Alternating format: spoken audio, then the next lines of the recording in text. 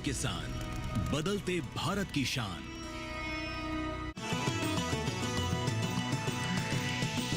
DD किसान, बदलते भारत की शान।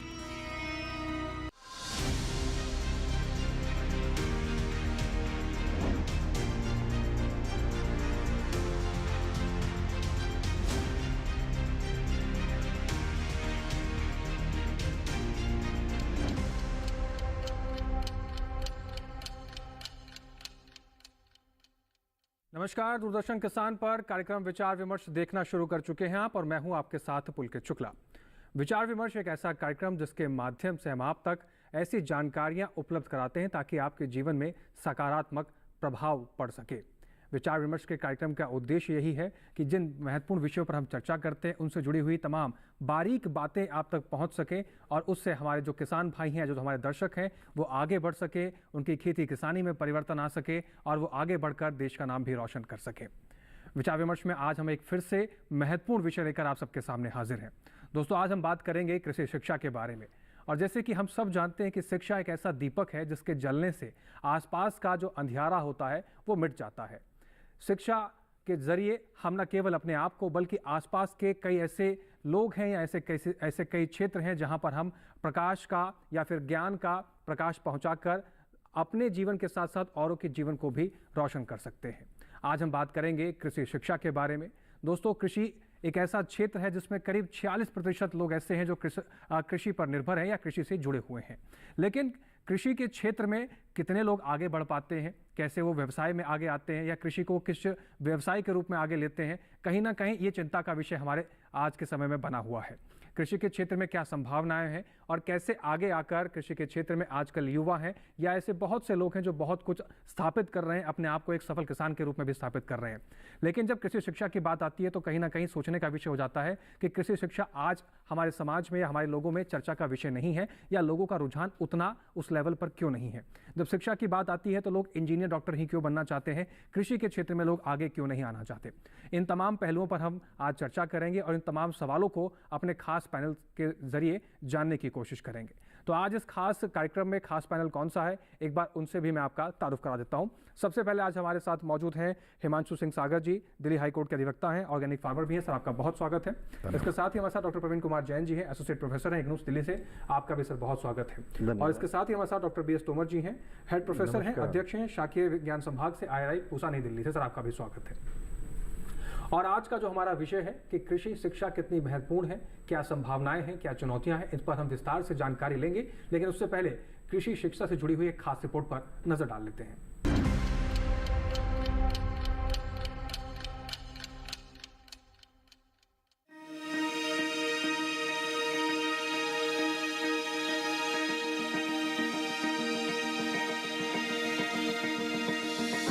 देश की आबादी का एक बड़ा हिस्सा आज भी कृषि पर निर्भर है। खेती होगी तो उससे जुड़ी तमाम जानकारियों की भी जरूरत पड़ेगी, और ये जानकारियाँ मिलेंगी कृषि शिक्षा से।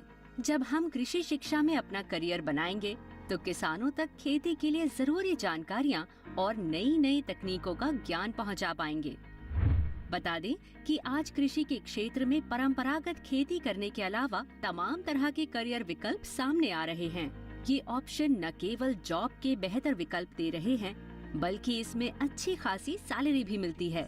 अगर आप कृषि के क्षेत्र में पढ़ाई करते हैं तो आपके पास खेती के परंपरागत ज्ञान के साथ साथ आधुनिक तकनीकी का भी ज्ञान होगा, जिससे आप और बेहतर परिणाम हासिल कर सकेंगे। हालांकि हमारे देश में काफी पहले से ही शिक्षा का एक मजबूत ढांचा तैयार किया गया है, लेकिन इसे और मजबूती देने के लिए हर संभव कोशिश की जा रही है।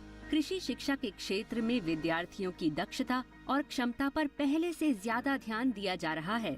इसके लिए विश्वविद्यालयों के कृषि पाठ्यक्रमों में भी बदलाव किया गया है। कृषि पाठ्यक्रमों में बदलाव से खेती और शोध को नई दिशा मिलेगी। युवाओं को कृषि और कृषि शिक्षा की ओर आकर्षित करने में कृषि विश्वविद्यालयों और संस्थानों की काफी अहम भूमिका होती है। कृषि शिक्षा न सिर्फ युवाओं को सशक्त बनाती है, बल्कि इससे रोजगार के नए अवसर भी पैदा होते हैं। आपको बता दें कि इस समय देश में करीब 99 भारतीय कृषि अनुसंधान संस्थान और 66 कृषि विश्वविद्यालय हैं। आईसीआर पूरे देश में बागवानी, मछली पालन और पशु विज्ञान समेत कृषि में अनुसंधान और शिक्षा की समन्वय, मार्गदर्शन और प्रबंधन का प्रमुख केंद्र है। देश भर में आईसीआर के 113 संस्थान फैले हुए हैं और कृषि शिक्षा के क्षेत्र में ये दुनिया के सबसे बड़े नेटवर्कों में गिना जाता है। भारतीय कृषि अनुसंधान परिषद के तहत कृषि शिक्षा संभाग देश में उच्च कृषि शिक्षा के क्षेत्र में नियोजन, विकास समन्वयन और गुणवत्ता सुनिश्चित करने का काम कर रहा है।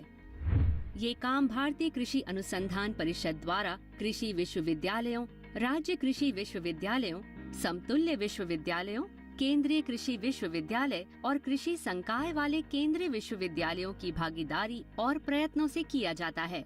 इन कृषि विश्वविद्यालयों से शिक्षा लेकर युवा खुद को स्वरोजगार के लिए भी तैयार कर सकते हैं।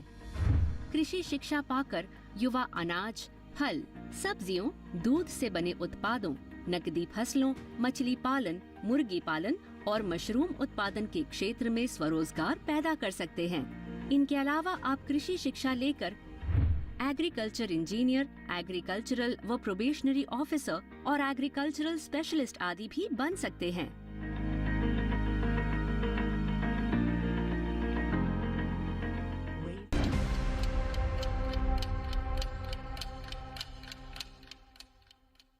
तो रिपोर्ट के जरिए आपने देखा कि कृषि शिक्षा में क्या संभावनाएं हैं, क्या चुनौतियां हैं और कैसे आगे आकर अपना भविष्य बनाया जा सकता है, अपना भविष्य संवारा जा सकता है। सबसे पहले डॉक्टर बीएस तोमर जी से शुरुआत करते हैं। डॉक्टर बीएस तोमर जी, आज के समय में कृषि शिक्षा कितनी महत्वपूर्ण है और जिस तरीके से इस विषय पर चर्चा होनी चाहिए, क्या आप मानते हैं कि उस तरीके से आज के समय में लोग इसको स्वीकार कर रहे हैं, उतनी चर्चा इस पर हो रही है? पुलकित जी, जैसा आपने आज विचार विमर्श का विषय रखा है, कृषि शिक्षा से रोजगार के अवसर और संभावनाएं और उसमें चुनौतियां जी, सबसे पहले तो हमें ये अवलोकन करना पड़ेगा कि हमारा देश अगर आज दुनिया में अपना नाम पहचान बना के रखा है, उसका सारा श्रेय जाता है हमारी कृषि को जी, क्योंकि कृषि हमारे देश की आर्थिक संपन्नता की रीढ़ है और हमारे देश की बहुत बड़ी आबादी 60% से अधिक लोग, अभी 67% लोग कृषि के ऊपर सीधे सीधे आश्रित हैं। और ये मैं कहूँ, इसमें कोई अतिशयोक्ति नहीं है कि हर एक व्यक्ति कृषि के साथ जुड़ा हुआ है।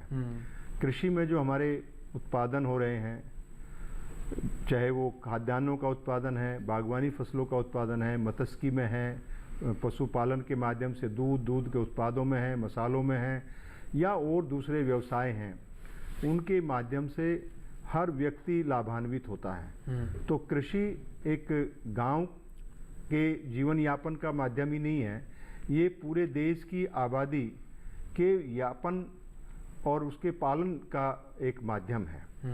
दूसरा ये है कि हमारे देश में इतनी बड़ी आबादी कृषि पर आधारित है, तो कृषि शिक्षा ऐसे में और महत्वपूर्ण हो जाती है जी, कि हम कृषि शिक्षा के माध्यम से कृषि में लगे हुए लोगों का, चाहे वो गांव का किसान हो, मजदूर हो, विद्यार्थी हो, किस प्रकार से उसका उन्नयन हो सकता है और कृषि शिक्षा उनके जीवन को कैसे बेहतर बना सकती है, कैसे हमारे देश के विकास में और बड़ा योगदान दे सकती है।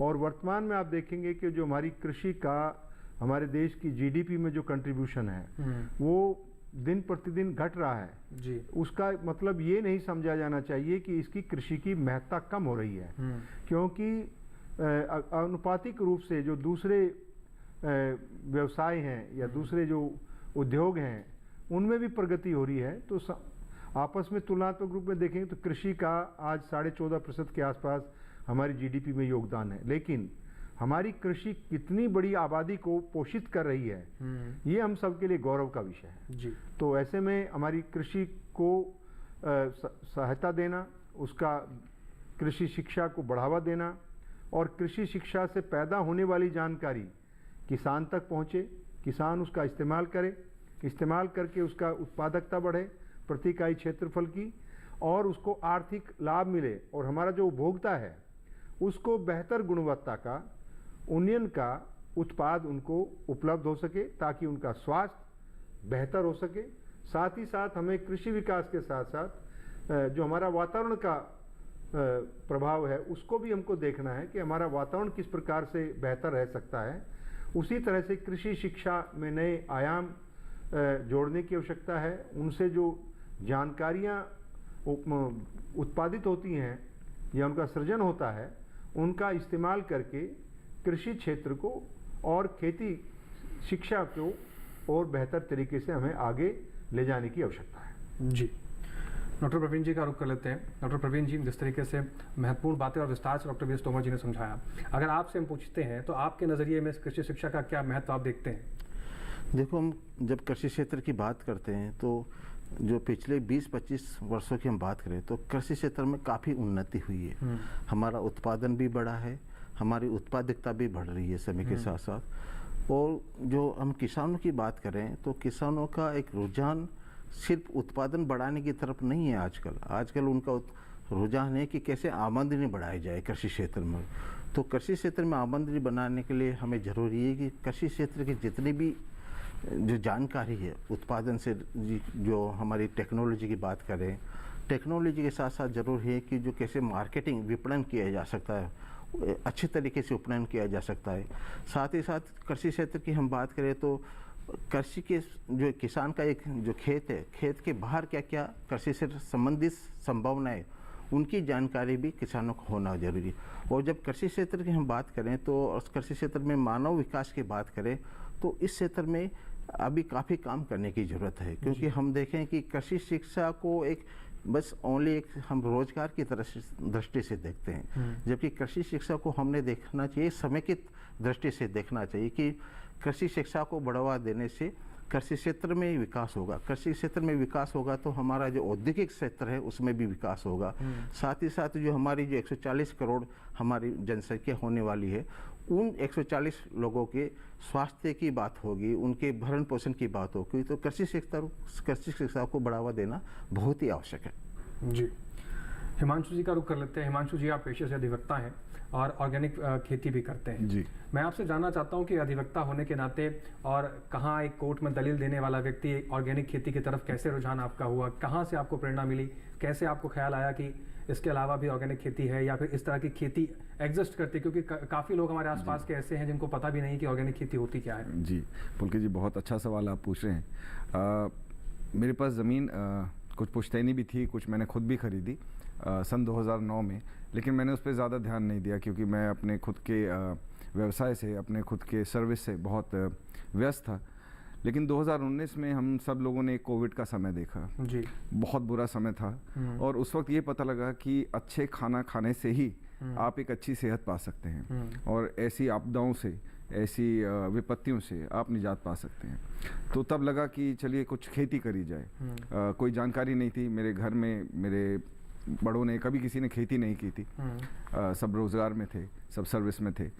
तो सोचा कि क्या करा जाए। तब मैंने सहायता ली इग्नू की जी। और इग्नू ने मेरा हाथ पकड़कर मुझे मदद करी और मुझे बताया कि किस तरह से जैविक खेती करके मैं अपने परिवार का, अपने परिजनों का, अपने मित्रों का, सबका स्वास्थ्य के लिए एक अच्छा कदम उठा सकता हूँ। और वहीं से ही प्रेरणा मिली जो मुझे लगता है कि बहुत ही कारगर रही मेरे लिए।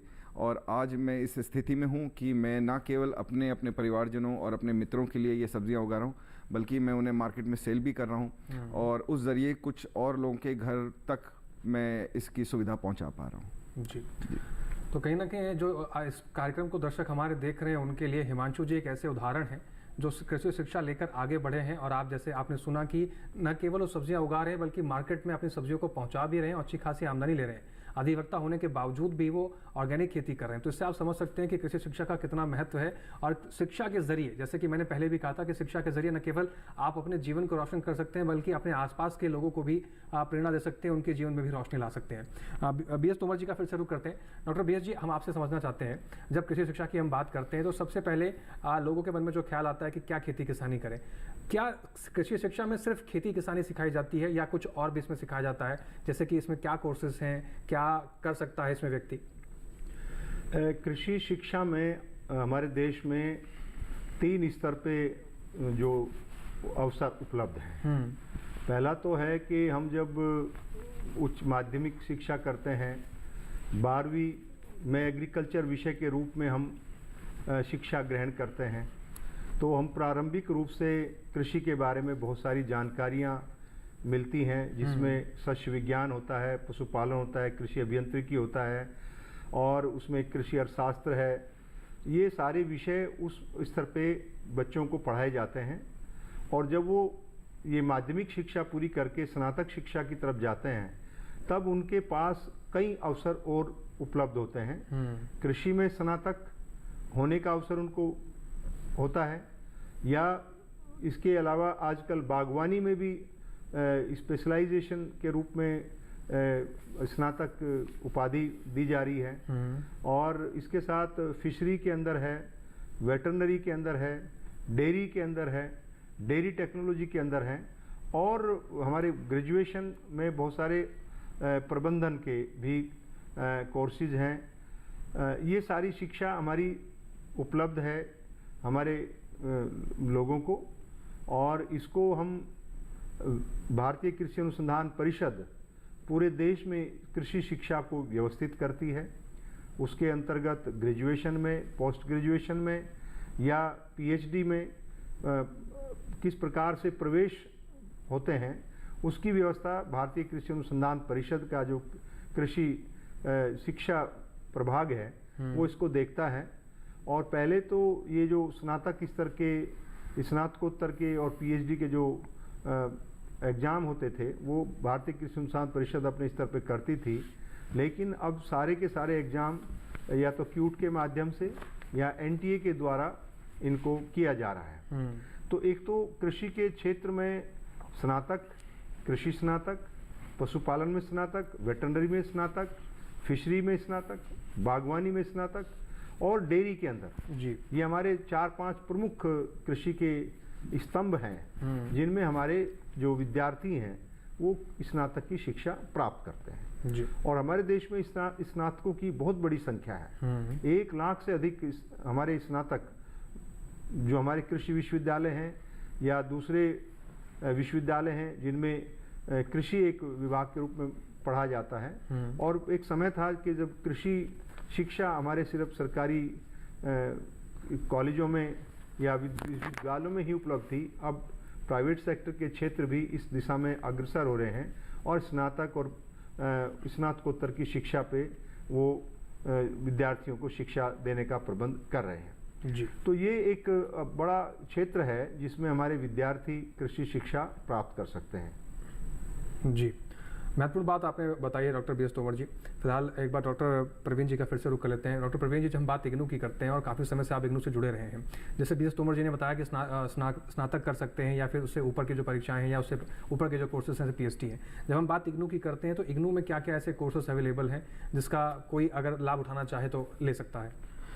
एक्चुअली बहुत ही अच्छा प्रश्न है कि किस तरह की कृषि शिक्षा या कोर्सेज हमारे यहाँ अवेलेबल है। इग्नू ने थोड़ा सा एक अलग रास्ता अपनाया है कृषि शिक्षा को किसानों तक पहुंचाने के लिए, या ऐसे युवा जो कृषि क्षेत्र में कुछ कार्य करना चाहते हैं या अपने उद्यम लगाना चाहते हैं उनके लिए डिफरेंट तरह की हमने कोर्सेज चलाए। क्योंकि हम स्नातक करते हैं तो 4 साल तक, 4 वर्ष तक उनको पढ़ाई करनी पड़ेगी और कई बार ऐसा होता है कि हमारे किसानों के उनको पास इतना समय नहीं होता या युवा इतना समय नहीं दे सकते या उनकी इतनी कैपेसिटी नहीं होती कि 4 साल तक वो समय निकाल सकते। तो हमने इग्नू में क्या किया कि जो 6 मंथ के स्किल ओरिएंटेड प्रोग्राम्स बनाए या 1 ईयर के डिप्लोमा प्रोग्राम बनाए, वोकेशनल प्रोग्राम्स बनाए हैं एग्रीकल्चर क्षेत्र में, कृषि क्षेत्र में, या फिर हमने पीजी डिप्लोमा ऐसे बनाए जिनको बेसिस पे वो अपना कार्य सीधा कृषि क्षेत्र में अपने उद्यमी बन सकते हैं, उद्यम लगा सकते हैं।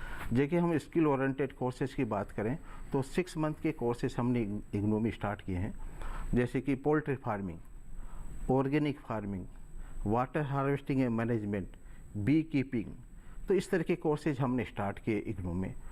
दूसरी तरफ हम जो हमारे डिप्लोमा प्रोग्राम्स होते हैं, 1 ईयर अवधि के प्रोग्राम्स होते हैं, उनमें भी हमने वोकेशनल प्रोग्राम्स स्टार्ट किए हैं। जैसे कि हम value added products from fruits and vegetable, या diploma in dairy technology, diploma in meat technology, diploma in watershed management. और भी अभी इग्नू ने एक नया प्रोग्राम स्टार्ट किया है, diploma in agricultural cost management. आजकल जो हम बात कर रहे हैं कि कृषि में लागत बढ़ रही है जी, तो लागत को कैसे हम मैनेज कर सकते हैं, किसान कैसे लागत को मैनेज कर सकते हैं। तो ऐसे विषय को जो किसानों की आमदनी को सीधे प्रभावित करते हैं।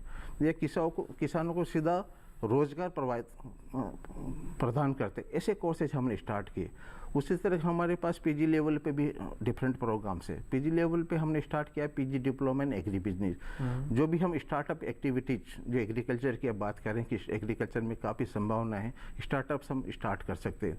उन स्टार्टअप्स को ध्यान में रखते हुए हमने PG diploma in agri business, वो 1 ईयर में, 1 साल में वो जो मैनेजमेंट एग्रीकल्चर बिजनेस से रिलेटेड जितने भी एस्पेक्ट हैं, कैसे प्रोजेक्ट बना सकते हैं, कैसे बैंक को अप्रोच करना है, कैसे बैंक के लिए प्रपोजल सबमिट करेंगे आप, उसका इवोल्यूशन कैसे होता है, बैंक कहाँ से आपको सब्सिडीज मिल सकती है या आर्थिक सहायता मिल सकती है, कैसे मार्केटिंग कर सकते हैं, मार्केटिंग के जितने भी तरीके हैं वो सबको हमने उस तरह से हमने उनको 1 ईयर में एक स्टूडेंट्स को हम ऐसा तैयार कर देते हैं कि वो अपना उद्यम बना सकते हैं।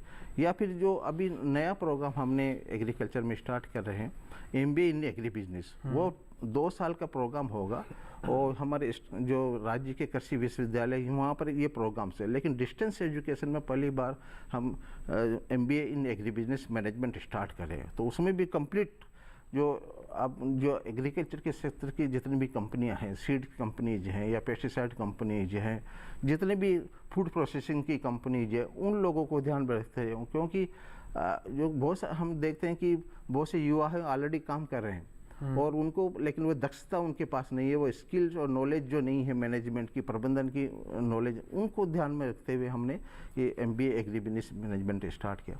उसके अलावा एक हमारे यहाँ बहुत ही अच्छा प्रोग्राम है, काफ़ी पॉपुलर प्रोग्राम है, MSc in food safety and quality management. ये भी 2 साल का प्रोग्राम है और कोई स्टूडेंट्स 1 साल का प्रोग्राम करना चाहता है, MSc में एडमिशन लेके 1 साल में उसको लगता है कि अब मैं काम कर सकता हूं, तो 1 ईयर में भी पीजी डिप्लोमा देके हम उसको एग्जिट ऑप्शन देते हैं। तो food safety and quality management का प्रोग्राम, क्योंकि हम देखते हैं कि कृषि क्षेत्र में निर्यात की काफ़ी संभावना है, या हम देखें कि आजकल हमारे कंज्यूमर्स भी काफ़ी मतलब अवेयर हो गए कि वो जो फूड कंज्यूम कर रहे हैं, मतलब जो उपभोग कर रहे हैं, वह सेफ है या नहीं।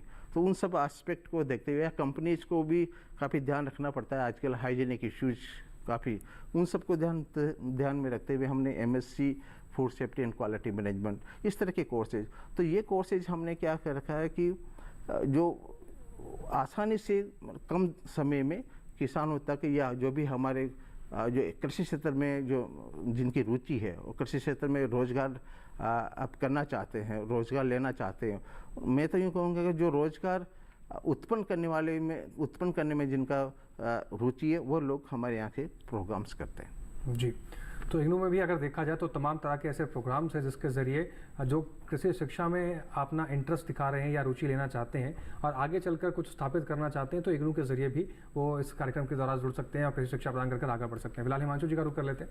हिमांशु जी, जब हम यहाँ रुचि की बात कर रहे हैं, तो जब आप अधिवक्ता के तौर पर काम कर रहे थे तो आपको कहाँ से प्रेरणा मिली कि अब मुझे ऑर्गेनिक खेती की तरफ करना चाहिए? और जब आपने इग्नू में, जैसे आपने इग्नू का जिक्र किया कि मैंने वहाँ से प्रशिक्षण लिया, तो इग्नू में जब प्रशिक्षण लेने गए तो क्या प्रक्रिया रही वहाँ आवेदन करने की? और जब आपको प्रशिक्षण मिलने लग गया तो कितने दिन का प्रशिक्षण था? प्रशिक्षण खत्म होने के बाद आपको क्या ये महसूस नहीं हुआ कि मैं अच्छा खासा फाइल लेकर कोर्ट जाता था, AC के रूम में बैठता था, कागज़ उलट फेर करता था, कहाँ मैं मिट्टी में फंस गया? क्योंकि लोगों की सोच ये भी रहती है। नहीं पुलकी जी, ऐसा कुछ भी नहीं है, बल्कि सच बताऊं तो मिट्टी से जुड़ने का जो आनंद मुझे मिला है जैविक खेती करने के बाद, उसकी कल्पना मैंने कभी पहले करी ही नहीं थी। मैं जानता ही नहीं था कि ये चीज़ मुझे इतनी खुशी देगी, ना केवल मुझे बल्कि मेरे पूरे परिवार को। आपने जैसा पूछा कि इग्नू के साथ जुड़ने का मौका कैसे लगा, तो जैसा मैंने आपको पहले बताया कि कोविड के दौरान हम लोग सब अपने घरों में थे और कोई भी ऐसी चीज़ नहीं थी जो हम बाहर निकल के करना चाह रहे थे। पढ़ाई का शुरू से मुझे शौक़ रहा, तो मुझे लगा कि क्यों ना कुछ एजुकेशन ली जाए। तो सोचा कि किस चीज़ की एजुकेशन ली जाए। अब मैं अपने ही वकालत में ही आगे बढ़ना चाहता, तो उसके लिए मुझे कहीं ना कहीं कॉलेज अटेंड करना पड़ता, क्योंकि लॉ की इससे ऊपर कोई ऐसी डिग्री नहीं है जो कि कॉरेस्पॉन्डेंस से हो सकती थी। तो फिर मुझे लगा कि क्यों ना मैं खेती की तरफ कुछ करूं, क्योंकि उससे क्या है कि ये मुझे जानकारी मिल चुकी है कि अच्छा खाना खाने से ही हम अपनी सेहत को अच्छा रख सकते हैं, और ज़मीन भी मेरे पास थी, तो मुझे लगा कि क्यों ना कुछ खेती से जोड़कर करा जाए। फिर ध्यान आया इग्नू के बारे में। इंटरनेट पे इग्नू की वेबसाइट सर्च करी, उसमें स्कूल ऑफ एग्रीकल्चर के बारे में पढ़ा और उसमें सारे मैंने ऑप्शंस देखे, तो मुझे लगा कि सबसे पहले मुझे यह जानना है कि खेती करी कैसे जाती, क्योंकि वो बेसिक एक रिक्वायरमेंट है कि खेती कैसे करनी है। तो उसमें certificate course in organic farming में मैंने एडमिशन लिया, ऑनलाइन एडमिशन लिया इसमें, और ऑनलाइन ही मेरे सारे जितने डॉक्यूमेंट्स थे वो अपलोड करे, ऑनलाइन ही फीस जमा हुई, और उसके बाद ऑनलाइन ही मेरे पास इसकी स्टडी मटेरियल भी आया। मैं बीच में आपसे रोक के पूछना चाहूँगा कि जो डॉक्यूमेंट्स और फीस के बारे में थोड़ा सा विस्तार से ज़रूर बताइएगा। तो मेरे ख्याल से इसकी, अगर मैं गलत नहीं हूँ क्योंकि काफ़ी टाइम हो गया करे हुए, 3600 रुपये मेरी फ़ीस थी जो ऑनलाइन जमा हुई थी। और डॉक्यूमेंट्स में मेरे इसमें 10th का सर्टिफिकेट, मेरा डेट ऑफ बर्थ सर्टिफिकेट, मेरी फ़ोटोग्राफ्स, मेरा सिग्नेचर और 12th का सर्टिफिकेट, क्योंकि इसकी जो मिनिमम रिक्वायरमेंट थी वो सिर्फ 12th थी। तो केवल इतने ही डॉक्यूमेंट्स मुझे लगे, और अगर ऊपर लगाना चाहते हैं आप जो आपकी एजुकेशनल क्वालिफिकेशन, तो आप लगा सकते हैं। तो इस तरह से एडमिशन हुआ। एडमिशन होने के बाद फिर मैंने संपर्क करा फ़ोन से।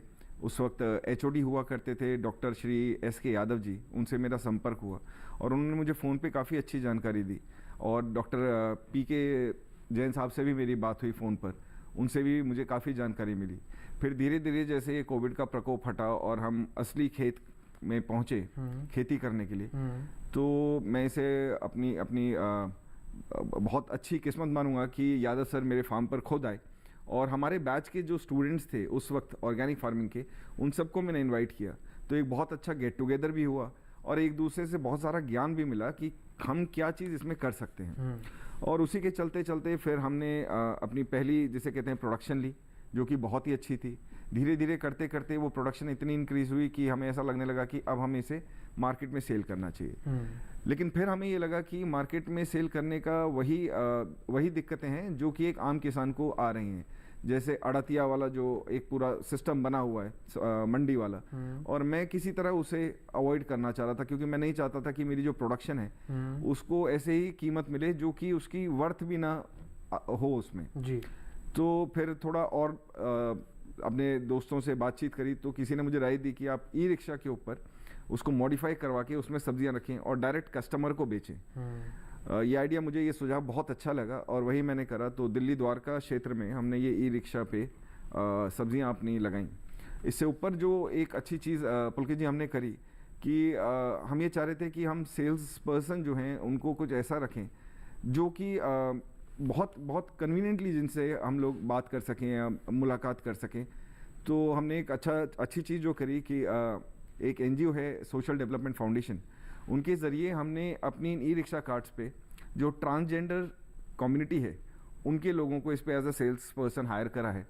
और शुरू में हमें भी थोड़ा वी वर एप्रीहेंसिव कि पता नहीं लोग इनको कैसे एक्सेप्ट करेंगे, बट मैं इस बात से बहुत खुश हूँ और ये जानकारी देते हुए मुझे बहुत गर्व महसूस होता है कि लोगों ने उन्हें बहुत अच्छे तरीके से सोसाइटी के मेन स्ट्रीम में एक्सेप्ट किया है, और इन लोगों को भी एक रोज़गार की अपॉर्चुनिटी मिली है।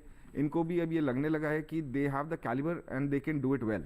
तो मुझे लगता है कि मैं अगर किसी का सहारा बन सकता हूँ इस चीज़ के लिए, तो मेन जो उसका, हिमांशु जी आपने बहुत बेहतरीन कार्य किया और अपने आप को एक फार्मर के तौर पर स्थापित भी किया। बहुत अच्छी आपने एजुकेशन भी इग्नू के द्वारा ली, और कहीं ना कहीं हमारे किसान भाइयों के लिए जो हमें देख रहे हैं, हमारे दर्शक देख रहे हैं, कहीं ना कहीं उनके लिए एक प्रेरणा भी बने। और उम्मीद करते हैं कि हिमांशु जी की इस कहानी से आपको प्रेरणा भी मिलेगी और आप भी आगे आकर कृषि शिक्षा लेकर इस तरह से अपने आप को स्थापित कर सकते हैं। फिलहाल चर्चा को आगे बढ़ाएंगे, लेकिन यहाँ एक वक्त हो गया छोटे से ब्रेक का। ब्रेक के उस पार फिर से महत्वपूर्ण जानकारी आप तक पहुँचाई जाएंगी। आप बने रहें और देखते रहें दूरदर्शन किसान।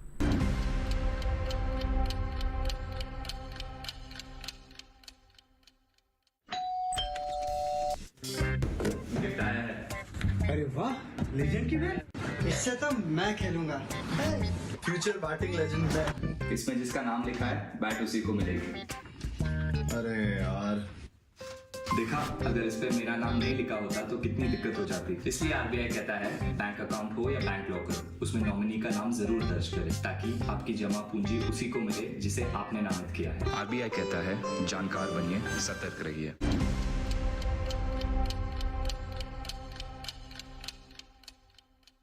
ब्रेक के बाद एक बार फिर से आप सभी का स्वागत है। महत्वपूर्ण विषय पर आज चर्चा कर रहे हैं हम।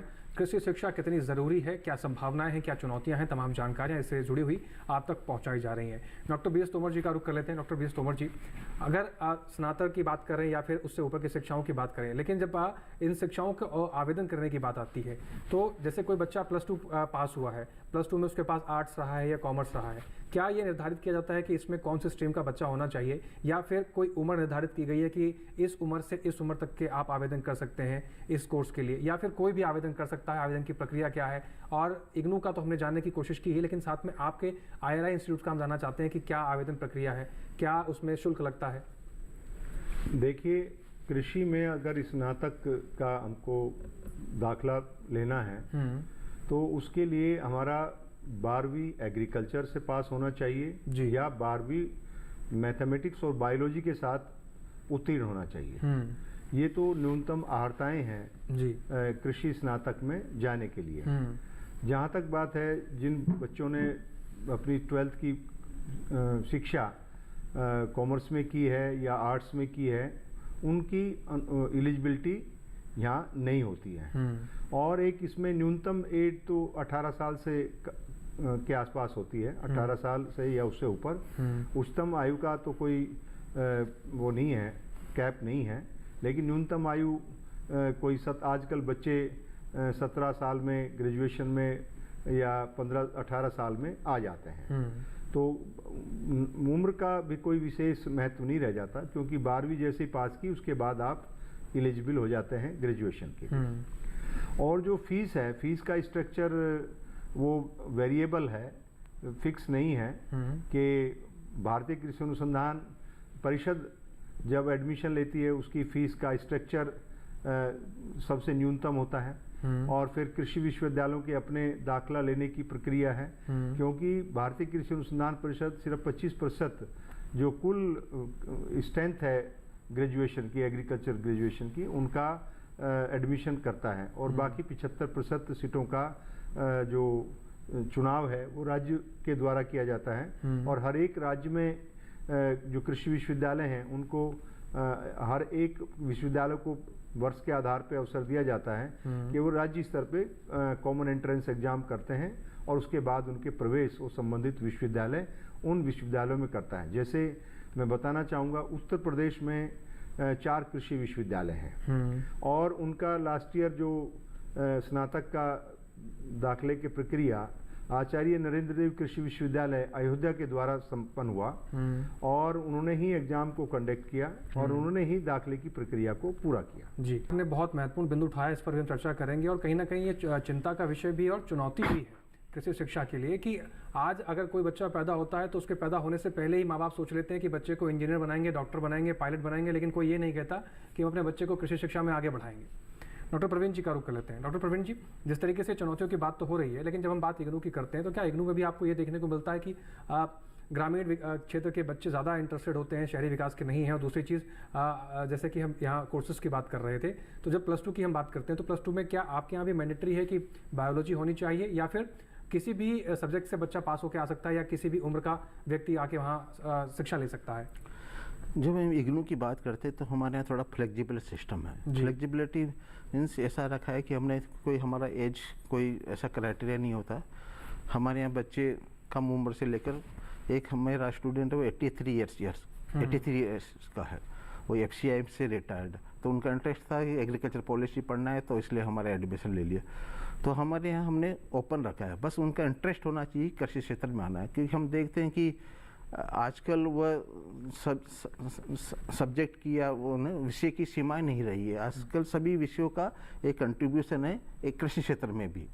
तो इसलिए हमने जैसे हमारे डिप्लोमा प्रोग्राम्स या सर्टिफिकेट प्रोग्राम्स हैं, उनमें सभी सब्जेक्ट के, आर्ट के भी आ सकते हैं, कॉमर्स के भी आ सकते हैं, या साइंस के भी आ सकते हैं, एग्रीकल्चर की आ सकते हैं। एग्रीकल्चर एजुकेशन हम सच बात करें तो 12th में एग्रीकल्चर एजुकेशन कुछ 1-2 स्टेट्स में ही, उत्तर प्रदेश में है, राजस्थान में है, बाकी स्टेट्स में एग्रीकल्चर एजुकेशन है ही नहीं। जो हम सीनियर सेकेंडरी की बात करें तो एग्रीकल्चर एजुकेशन का हम दायरे में बात करें। और दूसरी ये भी है कि जैसे इंडस्ट्रियल सेक्टर के ITI होते हैं डिस्ट्रिक्ट लेवल पे, ऐसे प्रशिक्षण संस्थान भी एग्रीकल्चर के लिए नहीं है। ऑफकोर्स हमारे यहाँ पर कृषि विज्ञान केंद्र है जो प्रशिक्षण देते हैं और जानकारियाँ, जो कृषि से रिलेटेड जानकारियाँ किसानों तक पहुँचाते हैं।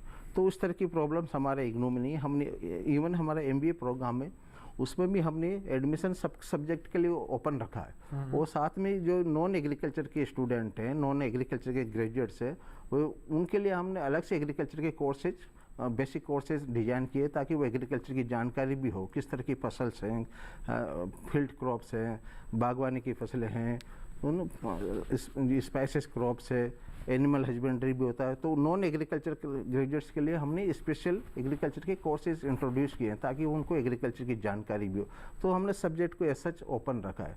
खासकर हम एग्रीकल्चर एजुकेशन की बात करते हैं और आप बोले थे चैलेंजेस की बात करते हैं, तो ऑफकोर्स जो एग्रीकल्चर में एजुकेशन की बात करें तो मुख्य चुनौती में जो समझता हूँ कि युवाओं को कृषि क्षेत्र में बनाए रखना, क्योंकि आजकल धीरे धीरे युवा जो हमारे खासकर ग्रामीण क्षेत्र के युवा कृषि क्षेत्र से दूर होते जा रहे हैं, क्योंकि उनको इजी लगता है कि दूसरे क्षेत्र में काम करना, क्योंकि एग्रीकल्चर में बहुत मेहनत करनी पड़ती है काम करने के लिए। तो उस मेहनत करने के लिए अब युवा को दूसरे क्षेत्र में काम करना बहुत आसान लगता है, भले ही उनको नौकरी करनी पड़े दूसरी यहाँ पर, जबकि वो कृषि क्षेत्र में काम करेंगे तो अपने मालिक रहेंगे, अपने खेत के मालिक हैं अपनी, और जो उनके पास काफ़ी संभावना होती है। क्योंकि जैसे एक किसान है बागवानी कर रहा है तो वो वैल्यू एडिशन से एक्टिविटी अपने आप कर सकता है, या वो मार्केटिंग में ऐसे इनोवेटिव, जैसे हिमांशु सागर जी ने बताया कि कैसे मार्केटिंग करनी चाहिए, तो मार्केटिंग के साथ साथ उन्होंने सोशल एस्पेक्ट भी उसमें डाल दिया, इन्वॉल्व किया। तो इस तरह की चीज़ें काफ़ी अगर खुद करेंगे अपने हाथ से तो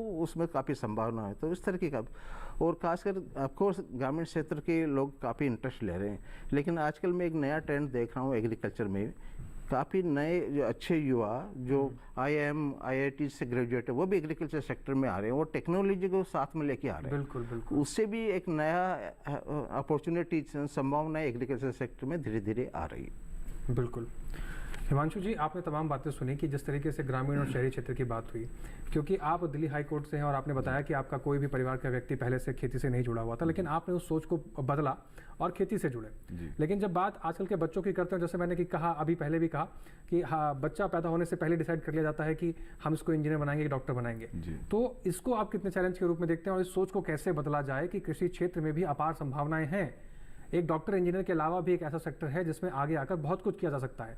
और जैसे डॉक्टर प्रवीण जी ने कहा कि नौकरी कर लेते हैं लेकिन खेती में काम नहीं करना चाहते क्योंकि उसमें मेहनत बहुत है। किसी की नौकरी कर लेंगे, 7 to 5 हम जॉब कर लेते हैं, उसमें हम एक्सेप्ट कर लेते हैं।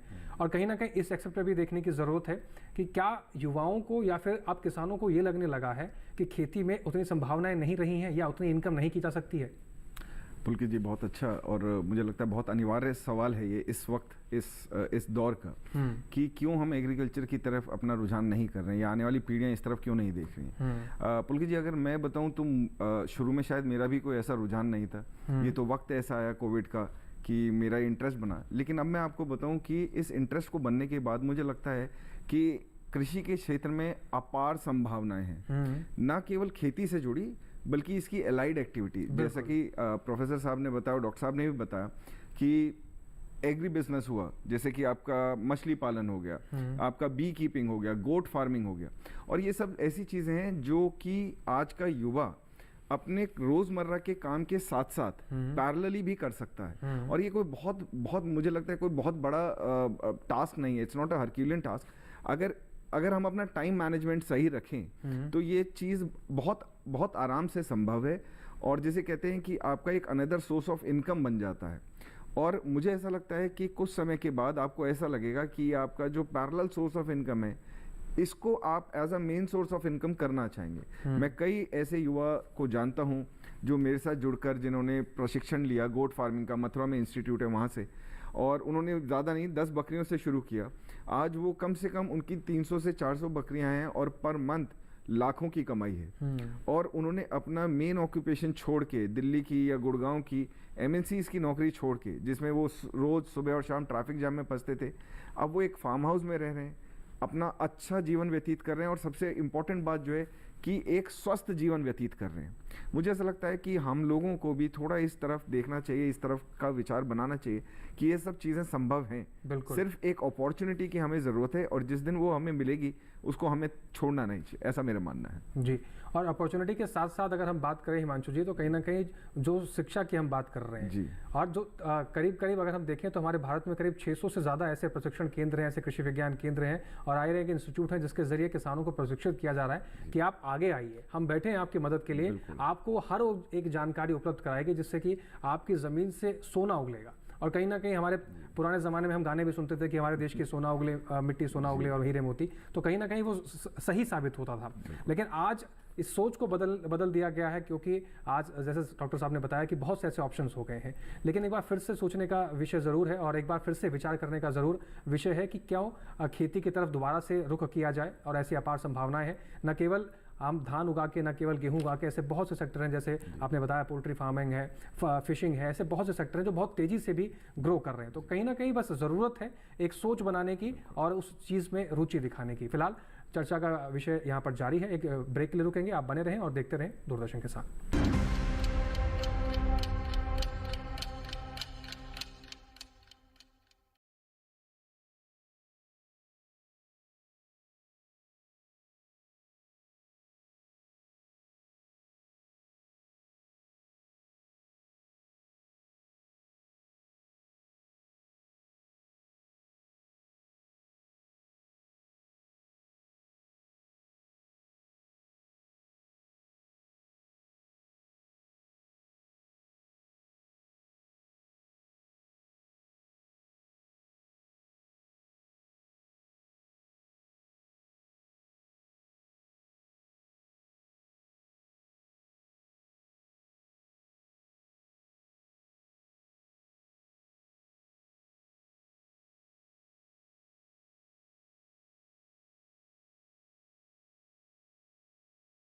जम्मू कश्मीर से देखिए प्रधानमंत्री किसान सम्मान निधि पर कार्यक्रम चौपाल चर्चा 17 जून सोमवार सुबह 9 बजे।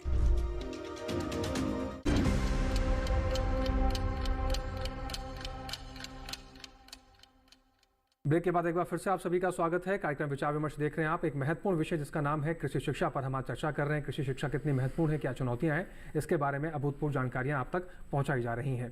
डॉक्टर साहब बी.एस. तोमर जी का रुख कर लेते हैं। Doctor BS. तोमर जी, जब हम यहाँ बात कर रहे हैं अलाइड एक्टिविटीज़ की कृषि क्षेत्र में, आपने तमाम कोर्सेज तो बता दिए, लेकिन लोगों को अभी भी यही लगता है कि सिर्फ गेहूँ उगाना, धान उगाना यही एक खेती है या कृषि से जुड़ा हुआ एक यही कार्य है।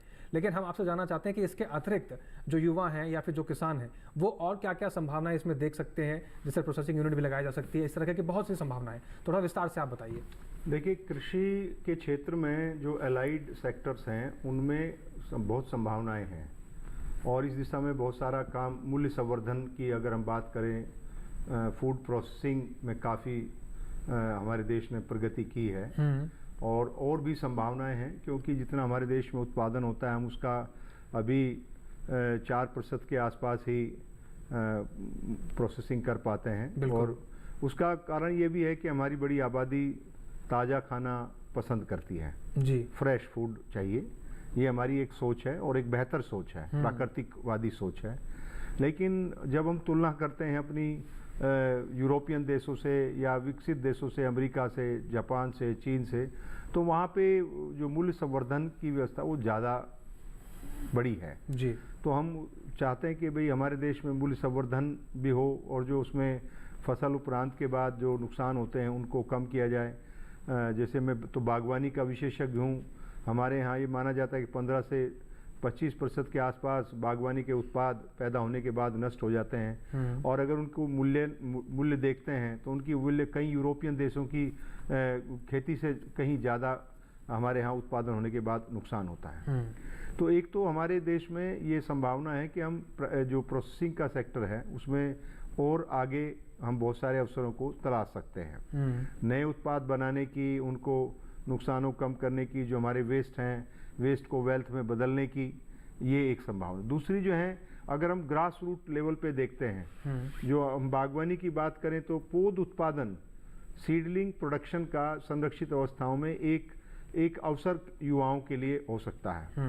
जिन क्षेत्रों में सब्जी का उत्पादन होता है उनमें हमारे युवा प्रशिक्षण लेकर के कृषि विज्ञान केंद्र से पौध उत्पादन के कार्य को शुरू कर सकते हैं और उसको भेज सकते हैं एक स्थान से दूसरे स्थान पर और काफ़ी इसमें किसान करके फ़ायदा भी ले रहे हैं एक एलाइड एक्टिविटी के रूप में।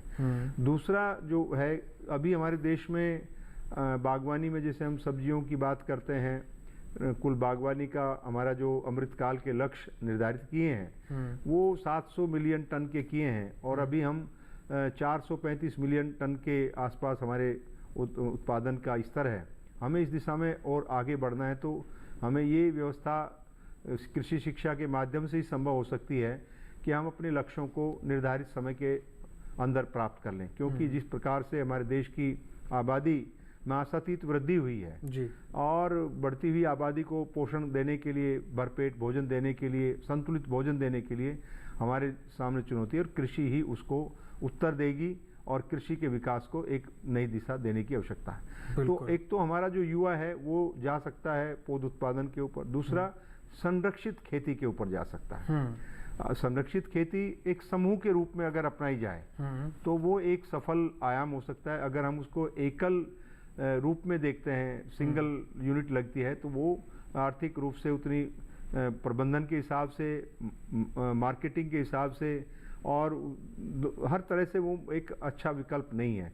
अगर ग्रामीण क्षेत्रों में हमारे युवा कृषि शिक्षा स्नातक लिए हुए हैं, वो एक एफपीओ बना करके, भारत सरकार ने 10,000 एफपीओ बनाने का लक्ष्य निर्धारित किया है कि भाई हमारे देश में अभी 10,000 करेंगे, फिर उनकी संख्या धीरे धीरे के आगे बढ़ाई जाएगी। तो उसके माध्यम से आप संरक्षित खेती में जा सकते हैं, कम क्षेत्रफल से ज़्यादा उत्पादन ले सकते हैं और उसके अंदर उसको प्रारंभ किया जा सकता है। भारत सरकार की उसमें बहुत बड़ी योजनाएं भी हैं। बिल्कुल। इसके अलावा हम देखते हैं कि जो बीज उत्पादन है, हमारे देश में अभी बीज की गुणवत्ता, बीज की बहुत मांग है और अगर हम अपने देश की मांग की आपूर्ति कर लें तो वो एक बड़ी हमारे सामने बड़ी चुनौती उपलब्धि होगी। बिल्कुल बिल्कुल। इसके अतिरिक्त हमारे पास ऐसे बहुत सारे देश हैं जो भारत की तरफ देखते हैं जहां हमारे बीजों की अपार संभावनाएं हैं। बिल्कुल।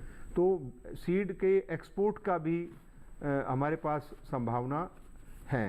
इसके साथ साथ कृषि में ही हम देखते हैं कि प्रोसेसिंग के अंदर काम करने की आवश्यकता है, मूल्य संवर्धन की बागवानी फसलों में, वो एक विकल्प हमारे सामने, एक्सपोर्ट का हमारे सामने एक बड़ा विकल्प है। उसको अगर हम देते हैं तो हमें इस एक्सपोर्ट करने में हमारे युवा अपनी स्नातक और या स्नातकोत्तर शिक्षा प्राप्त करने के बाद वो इसकी तरफ जा सकते हैं, इसकी को सफलतापूर्वक कर सकते हैं।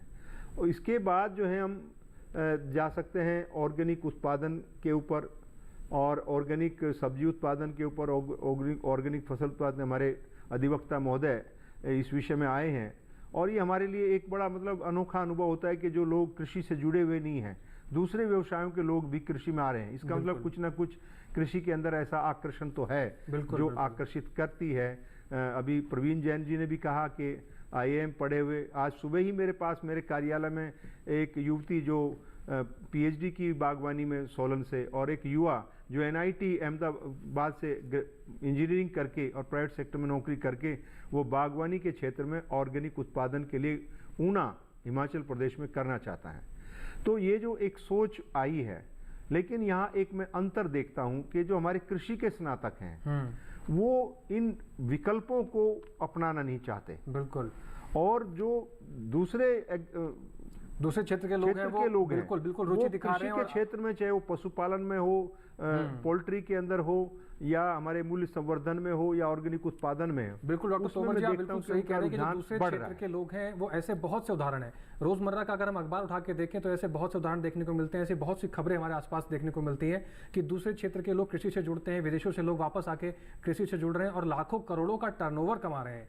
उत्तर प्रदेश हो या फिर हरियाणा हो या फिर ऐसे कई देश के राज्य हैं जहां पर हम रोज़मर्रा की ज़िंदगी में देखें तो ऐसे बहुत से उदाहरण हैं जहां पर इंजीनियर हैं, ऐसे बहुत से स्टूडेंट्स हैं, डॉक्टर हैं जो छोड़ छाड़ अपना व्यवसाय, रेगुलर व्यवसाय छोड़कर खेती से जुड़ रहे हैं और अच्छा खासा टर्नओवर ले रहे हैं। डॉक्टर प्रवीण जी का रुख करें। डॉक्टर प्रवीण जी, जैसे यहाँ पर बात युवाओं की हो रही है या महिलाओं की हो रही है, अब हम महिलाओं के योगदान की बात करें कृषि के क्षेत्र में तो हमेशा से ही एक अतुल्य योगदान उनका रहा है। आज के समय में जब हम युवाओं की बात करते हैं तो क्या महिलाओं के लिए भी उतने ही रोजगार के अवसर या उतने ही और जब प्रोसेसिंग यूनिट की बात करते हैं तो ऐसे बहुत से प्रोसेसिंग यूनिट में हम देखते हैं कि महिला एक उद्यमी के रूप में भी अपने आप को स्थापित कर रही हैं। महिलाओं के लिए क्या अवसर है, थोड़ा कम शब्दों में? नहीं, एक्चुअली जो कृषि क्षेत्र की बात कर रहे थे तो महिलाओं का खास योगदान है, और खासकर पशुपालन के सेक्टर की बात करें तो एक्चुअली हमारी कृषि जो शुरू से ही रही है, एक समेकित कृषि रही है। वहाँ क्रॉप्स होती है, फसल होती है, साथ में कुछ एनिमल्स होते हैं। उसके बहुत सारे फायदे, एक तो उनका जो आपस में जो कंट्रीब्यूशन है एक दूसरे के एज ए इनपुट, वो बहुत ज़्यादा है। तो वहाँ पर महिलाओं का बहुत ज़्यादा योगदान है।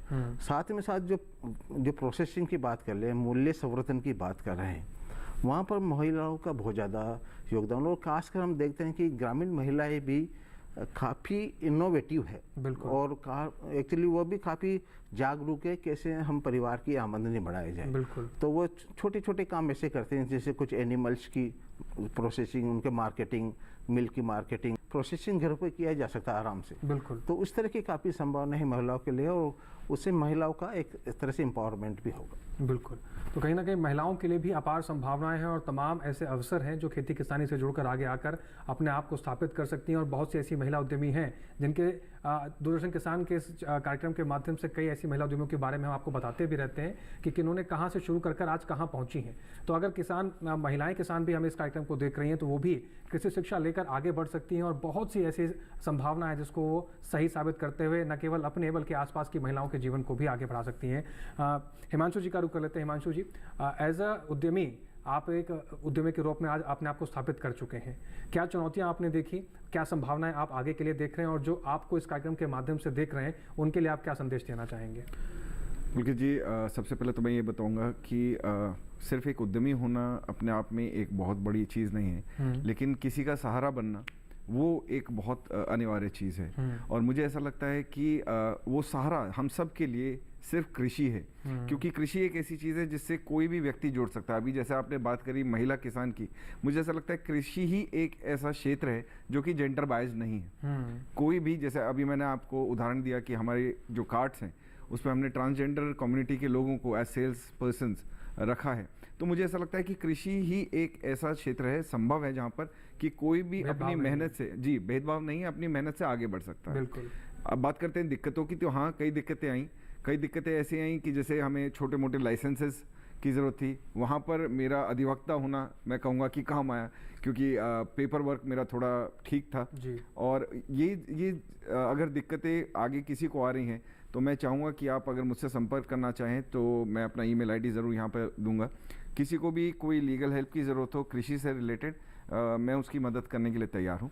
और आगे अगर आप कहते हैं स्कोप, तो मुझे ऐसा लगता है कृषि ही एक ऐसा क्षेत्र है जहाँ पर कि अपार संभावनाएं हैं किसी भी लेवल तक पहुँचने की। क्योंकि देखिए, जनसंख्या को खाद्य पदार्थ चाहिए ही। मैं कम से कम ऐसा समय नहीं देखता कि इंसान सिर्फ दवाइयों पे जिए। बिल्कुल, हर किसी को खाना खाना ही है, और अगर कृषि नहीं तो वो कैसे संभव है। तो मुझे ऐसा लगता है कि हमारे पास अपार संभावनाएं हैं, हमें सिर्फ ज़रूरत है उन अपार संभावनाओं को देखने की और उनके प्रति जागरूक होकर उसकी शिक्षा पाकर उसमें आगे कदम बढ़ाने की। बिल्कुल जी, बहुत महत्वपूर्ण बात आपने कही है हिमांशु जी। तो कुल मिला के अगर हम पूरे कार्यक्रम का या इन सब बातों का एक निचोड़ निकालें तो बात यही समझ में आती है कि जैसे जैसे समय बढ़ रहा है और जनसंख्या बढ़ रही है, ऐसे ऐसे में खाद्यान्न की मांग भी बढ़ेगी, और जब खाद्यान्न की मांग बढ़ेगी तो कुल मिलाकर हमें कृषि पर निर्भर होना ही पड़ेगा। और कृषि में जैसे कि हम बार बार कह रहे हैं कि अपार संभावनाएं हैं, तमाम ऐसे सेक्टर हैं कृषि के अंदर जिससे जुड़कर आप अपने आप को एक उद्यमी के रूप में भी स्थापित कर सकते हैं, एक सफल किसान के रूप में भी स्थापित कर सकते हैं, चाहे प्रोसेसिंग यूनिट लगा लें, चाहे आप खेती करें। तो कुल मिलाकर बात सिर्फ ये है कि आपको जानकारी की आवश्यकता है। अगर आप तक सही जानकारी है तो आप बहुत कुछ कृषि के क्षेत्र में कर सकते हैं। आज के इस कार्यक्रम से महत्वपूर्ण जानकारी कृषि शिक्षा से जुड़ी हुई आप तक पहुँचाने की कोशिश की गई है। उम्मीद करते हैं कि इस कार्यक्रम का जो उद्देश्य रहा है उस उद्देश्य को आप सही साबित करने में हमारी मदद करेंगे और कृषि शिक्षा को लेकर आगे बढ़ेंगे, अपने आप को एक सफल किसान के रूप में स्थापित भी करेंगे और अपनी जिम्मेदारी अपने समाज के प्रति निभाने की कोशिश करेंगे। फिलहाल आप जो खास मेहमान हमारे साथ स्टूडियो में मौजूद रहे, हिमांशु जी आप कीमती समय निकालकर स्टूडियो में आए, आपका बहुत शुक्रिया। डॉक्टर प्रवीण जी आप कीमती समय निकालकर स्टूडियो में आए, जानकारियाँ उपलब्ध कराएं उसके लिए बहुत शुक्रिया। डॉक्टर बी एस तोमर जी आपका भी बहुत शुक्रिया समय निकालकर तमाम जानकारियाँ यहाँ पर साझा करने के लिए। तो सभी खास मेहमानों का बहुत शुक्रिया हम करते हैं तमाम जानकारियाँ आप तक पहुँचाने के लिए। लेकिन इन जानकारियों का हमारे दर्शक सही इस्तेमाल करेंगे, सही दिशा में इस्तेमाल करेंगे, तभी आगे बढ़ सकेंगे। इसके साथ ही आज के विचार विमर्श में बस इतना ही। लेकिन इस कार्यक्रम से जुड़ी हुई आपको कोई भी जानकारी या कोई भी सवाल आप हमसे पूछना चाहते हैं तो हमारी ईमेल आईडी के जरिए आप पूछ सकते हैं। आप ईमेल आईडी पे मेल कर सकते हैं। अब ईमेल आईडी नोट कर लीजिए, vicharvimarsh08@gmail.com। आपके सुझाव और आपके सवालों का हमें बेसब्री से इंतजार रहता है, क्योंकि आपके सुझाव और आपके सवाल हमारे कार्यक्रम को और बेहतर बनाने में मदद करते हैं। इसके साथ ही आज के विचार विमर्श कार्यक्रम में बस इतना ही। फिर से हाजिर होंगे नए विषय के साथ, नए मेहमानों के साथ और नई जानकारियों के साथ। आप बने रहें, देखते रहें, सीखते रहें। हमें दीजिए इजाज़त। नमस्कार।